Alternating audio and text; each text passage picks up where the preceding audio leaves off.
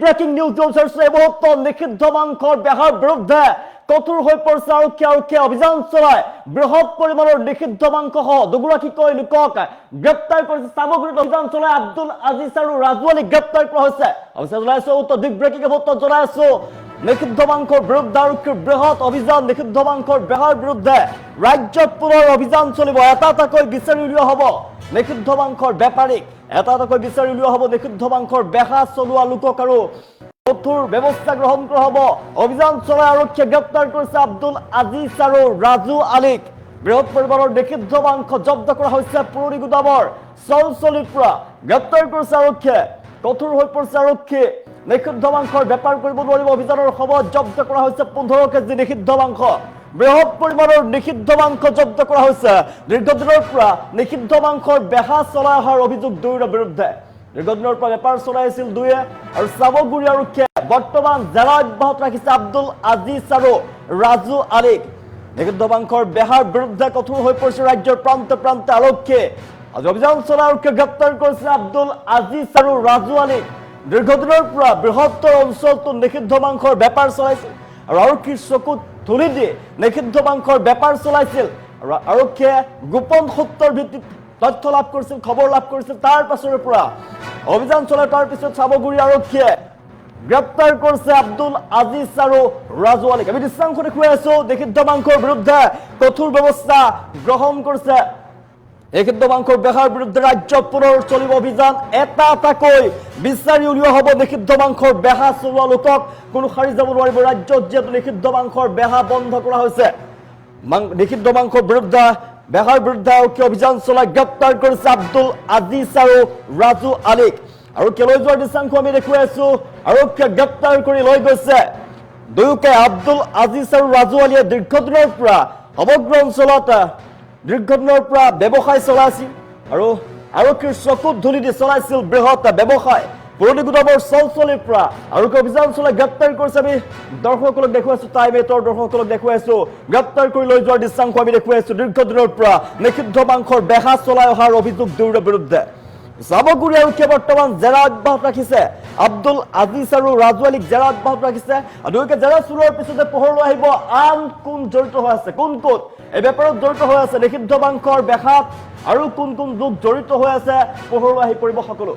নিষিদ্ধ মাংস বিক্ৰী কৰিব নোৱাৰিব নিষিদ্ধ মাংস বিক্ৰীৰ নিষেধাজ্ঞা জাৰি কৰা হৈছে চৰকাৰ কঠোৰ হৈ পৰা দেখিবলৈ পোৱা গৈছে আৰু আৰক্ষী প্ৰশাসনে প্ৰান্তে প্ৰান্তে ৰাজ্যৰ প্ৰান্তে প্ৰান্তে অভিযান চলাইছে সাৰি যাব নোৱাৰিব এটা এটাকৈ নিষিদ্ধ মাংসৰ বেহা চলোৱা লোকৰ বিৰুদ্ধে অভিযান চলিব কোনো সাৰি যাব নোৱাৰিব গ্ৰেপ্তাৰ হ'ব এটা এটাকৈ লোক এটা এটাকৈ বিচাৰি উলিওৱা হ'ব নিষিদ্ধ মাংসৰ বেহা চলোৱা লোকক আমি দৃশ্যাংশ দেখুৱাইছো দীৰ্ঘদিনৰ পৰা নিষিদ্ধ মাংসৰ বেপাৰ চলাইছিল পুৰণি গুদামৰ চলচলিৰ পৰা গ্ৰেপ্তাৰ কৰা হৈছে আব্দুল আজিজ আৰু ৰাজু আলীক সামগ্ৰী আৰক্ষীয়ে জেৰা অব্যাহত ৰাখিছে বৰ্তমান গ্ৰেপ্তাৰ কৰি জেৰা অব্যাহত ৰাখিছে আব্দুল আজিজ আৰু ৰাজু আলীক দীৰ্ঘদিনৰ পৰা বৃহত্তৰ অঞ্চলটোত আৰক্ষীৰ চকুত ধুলি দি নিষিদ্ধ মাংসৰ ব্যৱসায় চলাইছিল আৰু বৃহৎ পৰিমাণৰ নিষিদ্ধ মাংস বৰ্তমান জব্দ কৰিবলৈ সক্ষম হৈছে আৰক্ষীয়ে 15 কেজি নিষিদ্ধ মাংস জব্দ কৰিছে আৰক্ষীয়ে বৰ্তমান জেৰা অব্যাহত ৰাখিছে আৰক্ষীৰ জেৰাৰ পাছত পোহৰলৈ আহিব নিষিদ্ধ মাংসৰ বেহাত আৰু কোন লোক জড়িত হৈ আছে সামগ্ৰী অঞ্চলত আৰু কোন লোক এই ব্যৱসায়ৰ সৈতে জড়িত হৈ আছে যেহেতু চৰকাৰে নিষিদ্ধ কৰিছে নিষিদ্ধ মাংসৰ ব্যৱসায় বন্ধ কৰিছে চৰকাৰে নিষিদ্ধ মাংসৰ বেপাৰ কৰিব নোৱাৰিব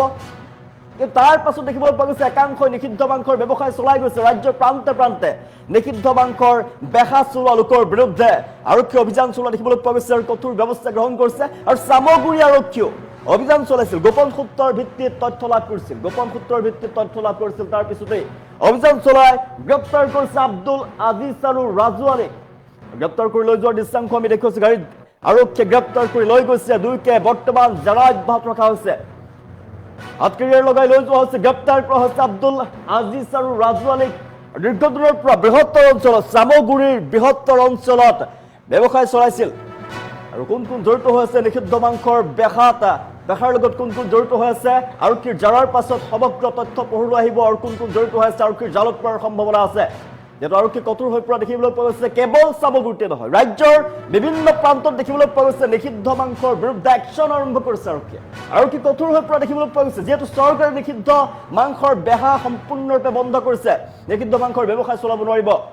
তাক তাৰ পাছত দেখিবলৈ পোৱা গৈছে একাংশই ৰমৰমীয়া ব্যৱসায় চলাইছে, নিষিদ্ধ মাংসৰ ৰমৰমীয়া ব্যৱসায় চলাইছে। আৰু আব্দুল আজিজ আৰু ৰাজু আলীয়ে দীৰ্ঘদিনৰ পৰা সমগ্ৰ অঞ্চলত নিষিদ্ধ মাংসৰ ৰমৰমীয়া ব্যৱসায় চলাই আহিছিল, আৰক্ষীৰ চকুত ধুলি দি চলাইছিল ব্যৱসায়। আৰক্ষীয়ে গোপন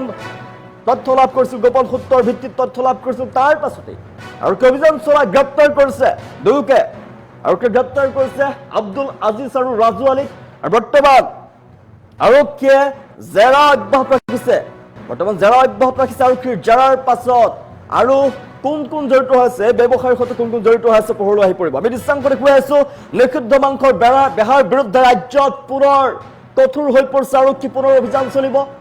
সাৰি যাব নোৱাৰিব কোনো। আব্দুল আজিজ আৰু ৰাজু আলীক গ্ৰেপ্তাৰ কৰা হৈছে, চামগুৰি আৰক্ষীয়ে গ্ৰেপ্তাৰ কৰিছে। এটা এটাকৈ বিচাৰি উলিওৱা হ'ব নিষিদ্ধ মাংসৰ বেপাৰ চলোৱা লোকক, কোনো সাৰি যাব নোৱাৰিব। যেহেতু চৰকাৰে নিষিদ্ধ কৰিছে, এই ব্যৱসায় চলাব নোৱাৰিব।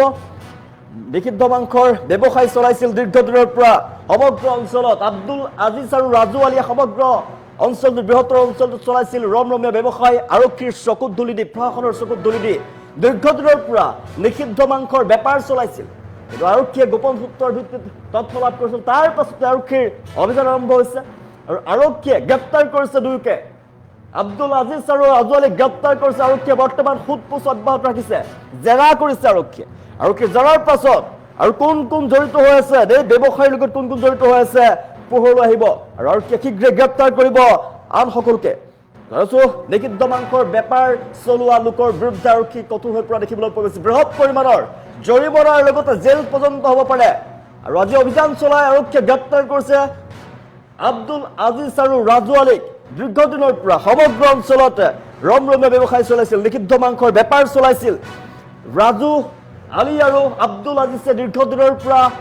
বেপাৰ চলাইছিল বৃহত্তৰ অঞ্চলটোত। আৰক্ষীয়ে তথ্য লাভ কৰিছিল, আৰক্ষীৰ তথ্য লাভৰ পিছতেই এক্সন আৰম্ভ হৈছে, আৰক্ষী অভিযান চলাই গ্ৰেপ্তাৰ কৰিছে দুয়োকে।